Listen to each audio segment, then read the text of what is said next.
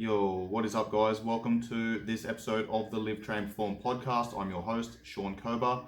During today's episode, we are going through my 5-minute fitness tips where I give some strategies on how to train correctly and look after yourself after the age of 30. And this is something that I'm going through right now. I'm 35 years old, turning 36 this year.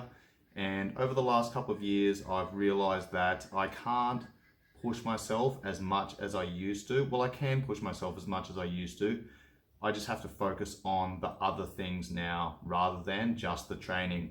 So that's what this episode is all about. Now, the first thing I want to talk about is spending more time preparing for hard training sessions. Though, like I just said, I still train really fucking hard when I'm preparing for something, especially if I'm peaking for a rugby tournament or some form of competition. Then I'm really going to get after my training. I'm going to dial in my nutrition and everything like that.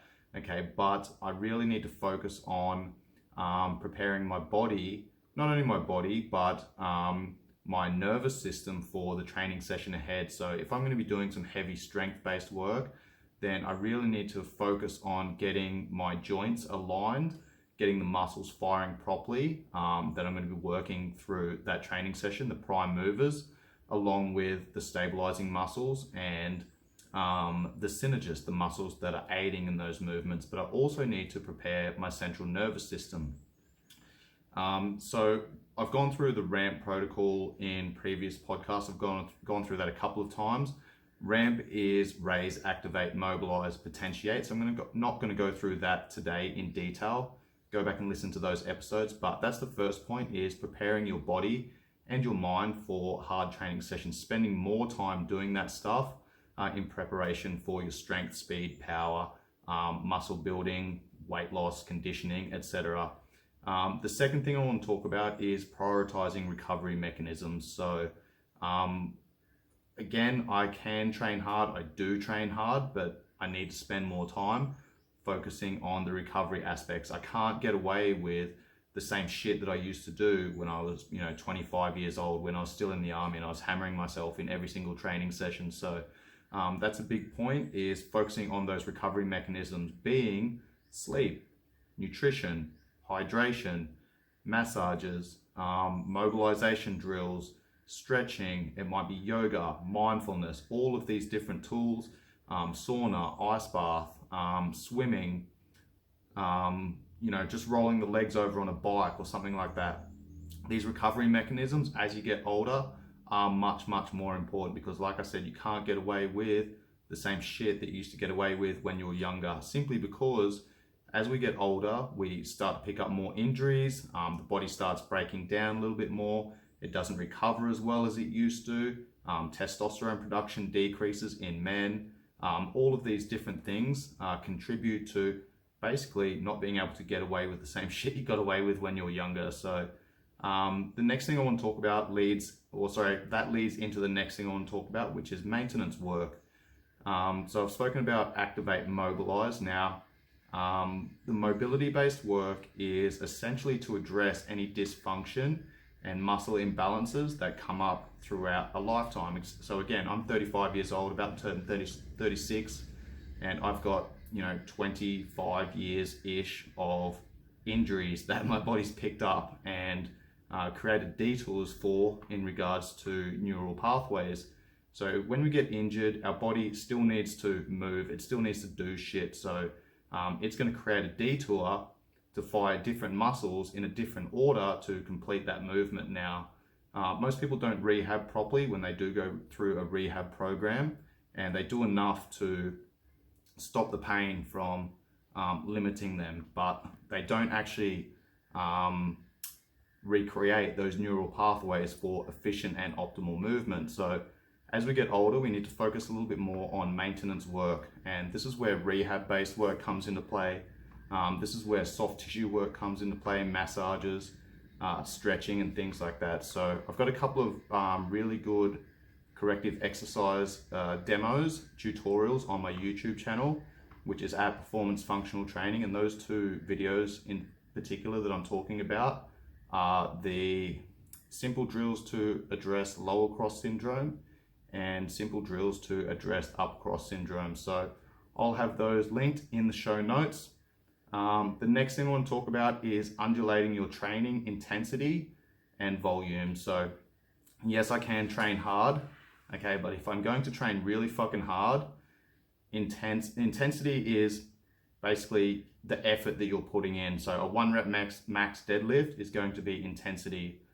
A sprint session is going to be intensity based. A power session is going to be intensity based.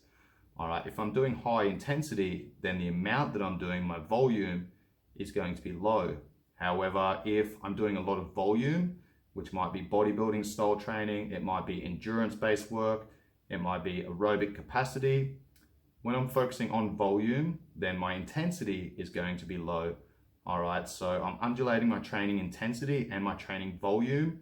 I'm not bumping both of those at the same time. As one goes up, as I start lifting heavier and heavier and heavier, for example, then the amount of work that I do, the volume that I do, the exercises that I do is going to decrease, and vice versa.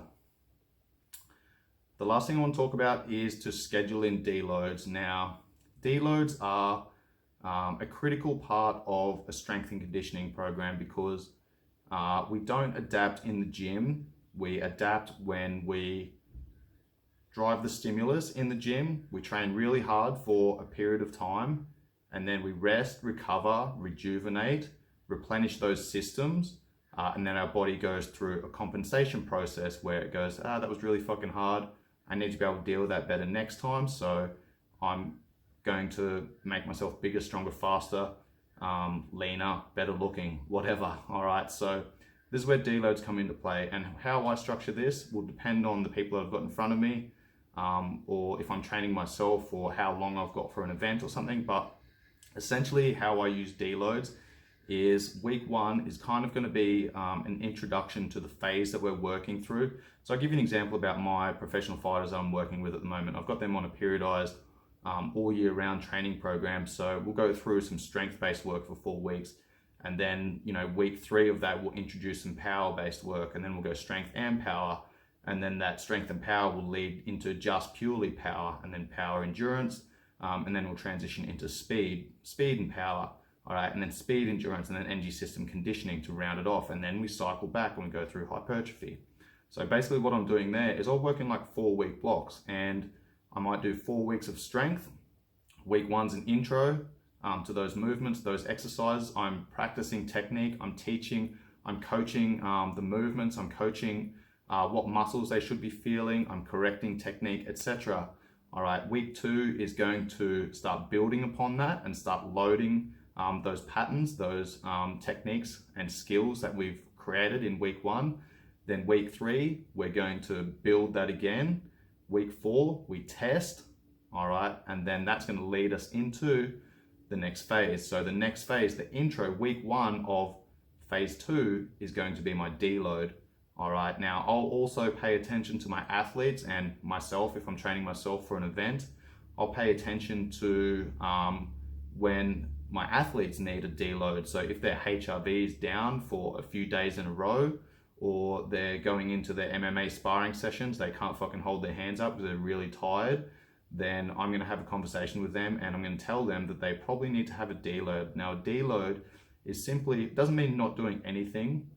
It just means you change your focus. So instead of going into the gym and hammering yourself every day and just kind of going through the motions and spinning the wheels, getting junk work done, it's about, cool, what can I do that's going to help me repair the systems this week to allow me to get back into the gym next week and then build, test, and contribute to the overall training plan. So I might schedule in deloads maybe every 4, 5, 6 weeks.